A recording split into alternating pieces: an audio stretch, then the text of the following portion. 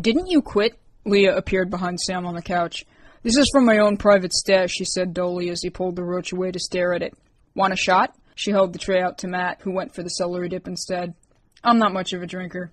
Veggies at a party? Sam rolled his eyes. Man, you are so lame.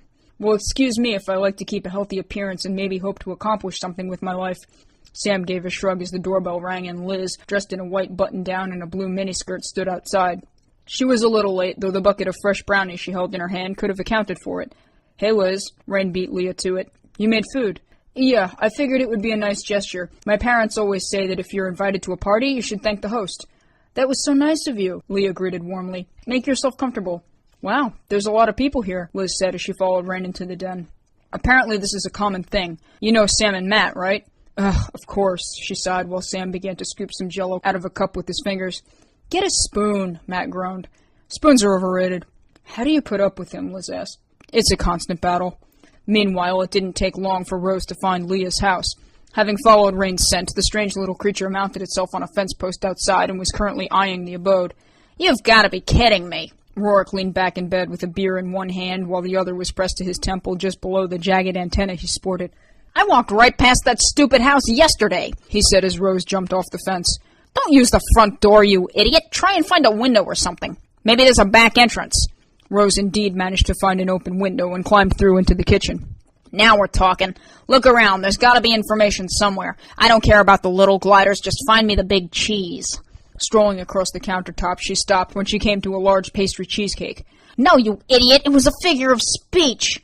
Sniffing the cake, she completely ignored him and began to look at it with a sticky black tongue. Rose, damn it, what the fuck? I didn't send you in there to eat. Get with the program. Stopping before she reached the door, Rain's eyes fell on the cat. Leah doesn't have a cat. Who let a cat in? She called angrily. A few seconds later, Rose began to hack and with a loud splat, coughed a wad of cheese and hair onto the front of Rain's shirt. I hate cats, she hissed as she shoved it through the window. You've earned your keep today, Rose, Rorik snickered while it ran off to find another way in. That was awesome. Slipping through the back door about 3 minutes later, it made its way to the living room where the others were still present. Hey, look, Rose, it's Liz. Go say hi. Toddling over, she eeped at her and began to rub across the side of her leg. Hey, Rose, look up. Tilting its head, the cat eeped again. I'm not a pervert, you bitch. Remember who feeds you. Oh, hello, kitty. Kneeling down, Liz went to pet it. I didn't know you had a cat. That's not mine, Leah said with a scowl. Who let it in? That thing spit up on me, Rain answered as she headed back toward them. She'd changed her outfit, now dressed in jeans and a long-sleeved black shirt. How did it get back in here? Hey, Rose, you got any more ammo in there? Ignoring Rorik, Rose jumped onto the table and began to lick at the Jell-O cups which were laced with alcohol. Whoa, check that cat out, Sam arched a brow. Man, maybe it's just me, but that cat is tripping, yo. It's not normal. Rain noticed its strangely colored eyes while Leah was busy fussing over the cups it had licked. Get rid of it, she huffed. Picking it up again, Rain went to throw it out, and long black claws suddenly lunged to her face. Letting go, she jumped back, and Rose disappeared up the side of a vine. All right, playtime's over. Rorik pressed a hand back to his temple. Now it's down to business. Investigate those rooms. Find me a way in. Making her way through another window, Rose looked up at the doorknob of one of 5 rooms that lined the hall. Seconds later, several coils erupted off her back and reached up to pick the lock. The first door gave her access to Leah's room. Have a look through some stuff, Rorik instructed as she began to rummage the drawers. There were several leather-bound books on mythology and bags full of incense. There was a lacquered box of tarot cards in another drawer, as well as a bag full of chunks of quartz and malachite. Crystals, huh? Maybe they are just witches. Scarf me one of those, will ya? Climbing into the drawer, Rose reached down and ate several of the quartz before hopping out and running off to try another room. The next, of course, was Rain's. Unlocking the door, she sauntered in and once again began to search for incriminating evidence. Rain had quite a few things in her possession. There were 2 cartons of cigarettes stashed under the bed, as well as a gun and several pocket knives. Numerous robes made of Japanese silk rested in the dresser, though they bore gruesome tears in many places. There were also bandages and packets of icy hot next to a map which was circled in various locations. Looks like she's packing some firepower. Rorik popped another beer. Glad I'm not a fighter. Not that this Rorik kid couldn't put someone through a wall. In truth, Rorik was pretty big for his age, and had he not been a stoner when he was still alive, he probably could have done some serious damage as a jock. Either way, Rose continued to snoop. I thought I got rid of you. Rain's voice was dark as she appeared in the doorway. And cue Gothchick. Flying through the air, she kicked the cat, which landed on the bed while the antenna on the back of Rorik's head twitched.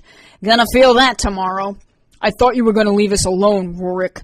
How the does this bitch know everything? He asked, although she couldn't hear him. All right, Rose, I'd rather not lose my eye, so I'm pulling you through. A portal of darkness suddenly appeared beneath the bed, and the cat jumped out into Rorik's bedroom.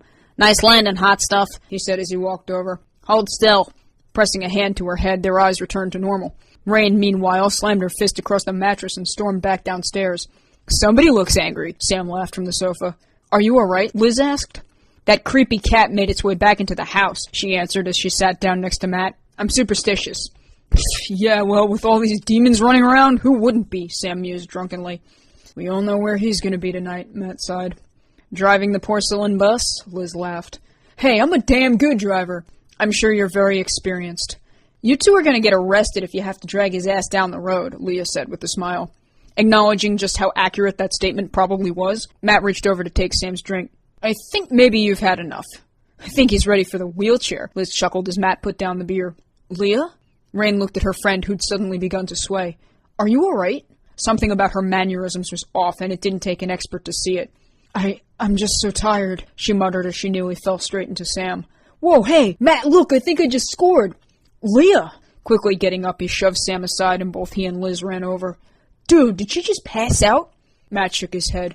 Not now, Sam. Stay here, Rain ordered as she went to guide Leah away. Do you think she's going to be all right? Liz asked. Man, what a lightweight. It's not funny, Sam, and maybe you should take a hint and slow down a bit yourself. He simply rolled his eyes while Rain brought Leah to bed. What the hell was that about? She demanded once they were upstairs. I'm just so tired all of a sudden. I feel like I haven't eaten in days. I can't go to the cellar now. Are you nuts? There are still people downstairs. I can wait. Just make sure no one does anything stupid. Still standing in the living room, both Matt and Liz looked rightfully worried. Is Leah okay? Liz asked when Rain returned. She's fine. She just drank too much, she lied, while an older woman dressed in a maid's uniform passed them by to attend to her mistress. Matt glanced down at a small watch that adorned his wrist. Maybe we should get going, too. It's kind of late, and I think I've had enough excitement for one night. Not to mention, he's going to need to be supervised. He threw a nod toward Sam, who was well on his way to joining Leah. I think I agree with that, on both counts. It was a good party, Rain. I enjoyed myself. Thanks for inviting me. Liz turned toward the door while Matt pulled Sam off the couch. Come on, hero, let's go. Bedtime. Be careful, Rain warned. Don't worry. My parents are out tonight, and knowing his, just watch it. We'll be fine, Matt assured her as he and Sam kept to the crowd while Liz trailed off ahead. Hey, you should stick with the group. That's all right. I don't live too far, and besides, it's well lit around here.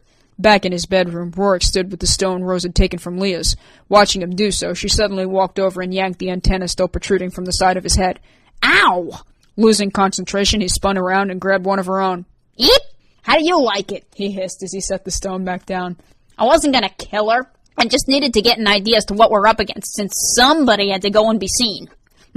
Reception's not great, but from what I can tell, it's not human. At least not entirely. I'm gonna have to think on this a while. Regardless, that stupid party should be over soon, and that means lots of drunken yuppies. Shaking his head, the antenna vanished in a wisp of black smoke, and a smile crossed his face. I think it's dinner time, Rose. I'll be back in a few. Crushing the beer can in his palm, Rorik tossed it across the room and headed for the door. A few blocks away, the party was letting out, and he panned off from a fence post after a young man who decided to cut through a secluded alley. Running his tongue along sharpening teeth, Rorik began to pursue when he was suddenly stopped by the sound of his name. Rorik, what are you doing out this late? Arching a brow, he turned to find Liz with an equally curious expression. Oh, hey, I could ask you the same thing. I was on my way back from Leah's party. Oh, yeah, that was tonight, wasn't it? He played as if he had no idea. Yeah, it was pretty good, although some people got a little carried away. Rolling his eyes, Rorik appeared to lose interest in his previous endeavor. Say, it's kind of late to be wandering alone, not to mention dark. What do you say you let me walk you home? Oh, really, Rorik, you don't have to do that. Come on, he chuckled and wrapped an arm around her shoulder. I insist. Shrugging off his suggestion, she allowed him to follow her back. So you never told me what you were doing out here, she began. You know, a little of this, a little of that, he said as he fiddled with his hat. Why do you wear that thing anyway? I don't know, kind of came with the job. You really should stop doing that. You're going to get in trouble. Haven't been caught yet. Well, one day, watching him toy with it, she suddenly reached up and snatched it. Hey! Mine now, she teased. Liz, don't tell me you were drinking too. Maybe I had a little, but don't tell anyone. Finally snatching it back, he returned it to his head while she giggled. Seriously, you should stop wearing that thing. Your hair's nice, you should let it show. Please, there's nothing nice about bleach blonde, he grumbled. Of course there is. It looks good on you, and I'd rather blonde than black. Rourke suddenly crossed his arms. And what's wrong with black? It's dark and boring. Black is just so, I don't know. It's the color people wear when they don't have any expression to them. I mean, look at that boy Sam. He wears nothing but black. Pfft. Rourke rolled his eyes. You should talk. Reaching out, he swatted her ponytail. That's coming from a girl who wears a horse's ass on the back of her head. You're so weird, Liz burst out laughing. And you're so drunk. I guess maybe a little, she admitted. You know, you should try it sometime. You need to lighten up a bit and not be such a dick. I hate to break it to you, Liz, but being a dick is kind of what I do. Well, stop doing it. I bet you'd have a lot more friends if you stopped cursing at people all the time. Stop cursing? He arched a brow. Liz, telling me to stop cursing is like telling you to stop breathing. It's just inevitable. Well, maybe I should start then. Crossing her arms, she tried to match his expression. I could be just like you. Choking back a laugh, he did his very best not to show it. Come on, I do not look like that. She continued to give him a ridiculous Popeye stare until he couldn't help but smile. Aha, see, there, that's better. Oh, fuck off. You smiled, admit it. I got Rourke to smile. She grinned, and he actually began to flush red. Continuing onward, the two of them stopped a few houses down. Thanks for walking me home. I think I can take it from here. The humor suddenly left Rourke's face. Whoa, wait a minute, you live... but... Yeah? Liz gave him an odd look. Good night, Rourke. I'll see you in school Monday. Standing there with a blank expression, he took to pondering over how he could have lost himself in a conversation with someone he'd been planning to eat. Returning home, he slammed the door and trailed up the stairs without acknowledging Rose. The little creature seemed to know it and placed both hands on its hips. Don't look at me that way, he threw a pillow at her. It's late, I'm tired, and I'll get something tomorrow. Needless to say, Sunday came and much of it went without his presence. Waking around noon, Rain had been dragged to Greenville Mall. You've never been to a mall, Leah crooned. Suffice to say, this will have to do. Plus, you need clothes, and Janny gave you enough money on your card. Rain shoved her hands in her pockets. I just want her to pick me up. Don't you like staying with me? Yeah, but I don't want them to drag you into this. Relax, Rain. My parents were okay with it, and that's what friends are for. I suppose, she muttered, before her eyes caught sight of someone familiar. Liz, she gritted, figuring she'd earned a reprieve. Having gotten out of church early that morning, Liz had lunch with her parents before heading to the mall herself. Her mother had given her a Kohl's card, and she was more than happy to browse the discount shelves for something interesting and possibly worthwhile. Oh, hi, Rain. I didn't expect to see you here. How've you been? Fine since yesterday. What about you? Good. I'm glad to see Leah's okay. I was a little worried. Too much drinking. She slept till 11. That's unheard of. That's all right. I'm sure Sam is probably still asleep. Liz chuckled before a loud and vulgar affront caught the air. Look, you bastard, it's a free country. I can walk her anywhere I damn well please. Leaning over, Liz was hardly surprised to find Rourke at the other end of a confrontation with a mall cop. She was, however, surprised to see what he was complaining about. Standing there, dressed in a tiny pink sweater attached to a dog harness clearly meant for a chihuahua, was a small black cat that was currently tugging desperately in the opposite direction. You can't bring animals into the mall, kid. You're going to have to leave. If that's the case, then maybe you should leave too, Tarzan, and lay off the fucking Twinkies. One more comment like that, and I'm gonna remove you, boy. Oh, really? You and what army? If you think you can catch me, you got another thing coming. Take that mall cop retard Segway of yours and ride it face first down an escalator, chunky. Come on, Rose, screw this pig. Who brings a cat to the mall? Rain asked. Is that normal? Liz's jaw dropped. He's walking a cat? Tilting her head, she watched curiously as Rourke dragged the animal behind him and it eventually fell over. Far too intrigued to let it go, she got up and hurried after him. Hey, Rourke. Upon hearing her voice, he turned. Liz, what are you doing here? She held up her bags. Shopping? Unlike you? Is that a cat? In a dog harness? Yeah. He shrugged. At least he has the thing on a leash. Rain looked at the cat. You should watch where it goes. It was in Leah's house yesterday. Oh, great. Goth chick, he grumbled. Shouldn't you be off, I don't know, haunting a house somewhere? Hauntings don't start till sundown, Rain said darkly. Next time, keep your mangy cat off our property or I'll deliver it to the nearest Chinese buffet. Hey, I'm not in control of what my fucking cat does, he said with a yawn. Rourke, what did I tell you last night about being nicer to people? Say what? You heard me. You've got to stop being so defensive all the time. Rain hasn't really done anything, and your cat was in her house yesterday. Ugh, everybody's a critic. Listen to Liz. She could set you straight. Who asked you? You know what? Before he had the chance to continue, Liz reached up and slapped his arm. That's enough out of you, Rourke. You're behaving like you're 5, and if you're going to behave like a 5-year-old, then I'm going to start taking privileges away. The look he gave her was one of complete debasement, although before he could say anything else, she snagged his hat again. Let's start with this. Bye-bye hat. You can have it back when you apologize. Wow, I'm impressed, Leah's voice carried. I've never seen him without that hat. How did you train him? Glaring at the three of them, Rorke's jaw dropped. Give me my fucking hat, he snarled. Say you're sorry and I'll give it back. No, you'll give it back to me now. Or you'll what? You're not going to do anything. Enjoying his expression as much as the others, Liz put the hat on her head and turned. What do you think, girls? Do I make a good Rorik? Perfect, Leah was grinning. All you need now is a cat and you'd be him. Oh, well, let me see. How about this one? Walking over, she plucked the leash straight out of his hands. Excuse me, I'll be taking that, she said as she began to mimic him. Stop looking at me like that, you stupid cat. I'm not going to apologize, and that's final. Leah was in stitches while Rorik snatched his hat back as well as Rose's leash. See you in school tomorrow, Rorik. Try and remember to smile. You're terrible, Leah seemed to approve. He's never living this down, Ren grinned. I have my moments. Fluffing her hair, Liz turned to face them while Rorik left them all in disgrace. Give me 3 days with him and I'll have that apology. It's fine, his words don't bother me. Yeah, well, I don't like bullies, and I think there's hope for him yet. You think? Rain almost felt sorry for her. Yeah, I do. He's a jerk, but I don't know. I think he'll come around. Just be careful, okay?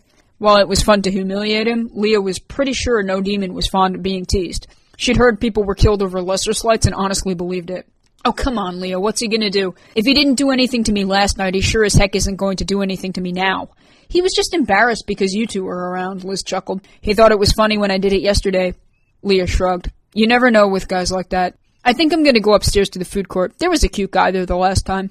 I'll just wander around some more, Rain opted, preferring not to feel nauseous. Mind if I join you? Liz asked. Sure, I was just gonna go to the bookstore.